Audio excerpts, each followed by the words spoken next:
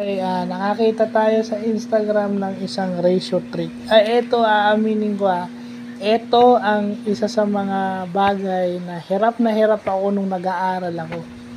Ito yung pinaka worst nightmare ko during my years of studying.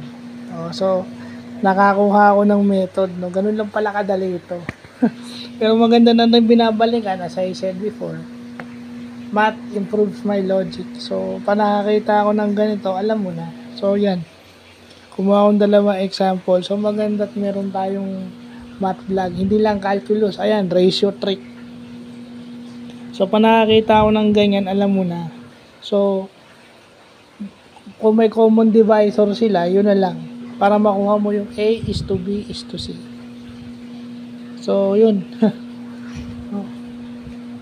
And, kay Ma'am Asirit na teacher ko nung ito yung mga tinuturo niyang hirap na hirap akong isolve. Pero ngayon ma'am, nabalikan ko na. Kaya medyo alam ko na po ngayon.